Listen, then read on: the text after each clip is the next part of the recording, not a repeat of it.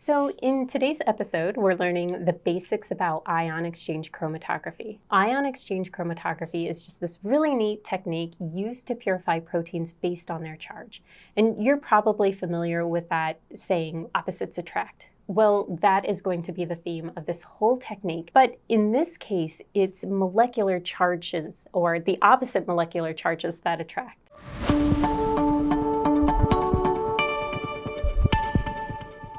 Before I dive into everything, I just want to encourage you to check out goldbio.com for our high-quality reagents at a really low cost, as well as the tons of resources offered on so many different areas of biotech. When it comes to ion exchange chromatography, we also have a lot of buffers and washes that are useful for purifying proteins by ion exchange, and I'll have some links in the description for that. In biological systems, charge attraction plays a vital role in interactions between molecules such as proteins, nucleic acids, and lipids. Essentially, a positively charged surface of one molecule binds to the negatively charged surface of another. Opposites attract. So how can this principle be harnessed for purification? That's where ion exchange chromatography comes into play. This technique separates proteins by utilizing cation exchange and anion exchange resins to purify positively or negatively charged proteins, respectively. Just to clarify, when talking about cation and anion exchange, I'm talking about the charge of the protein or nucleic acid we'd be purifying.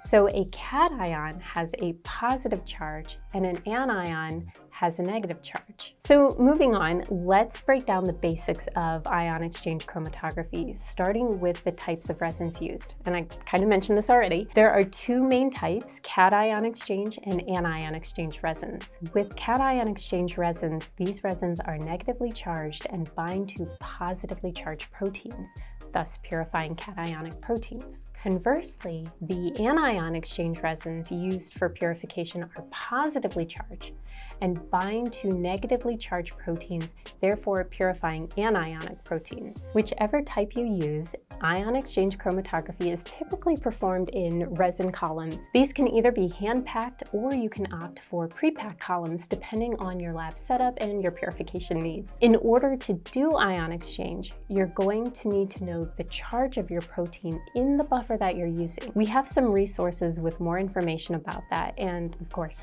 I'll link that below. Now that we understand that ion exchange chromatography purifies proteins based on charge and that anion or cation exchange columns are used for this, it's time to briefly learn about the basic protocol. Ion exchange chromatography involves three distinct steps: a load, a wash, and an elute step. With the load step, you're loading your protein sample onto the column at a low salt concentration, around 50 to 200 millimolar, to ensure proteins stick to the column. Next is the wash step, where you wash away contaminating proteins.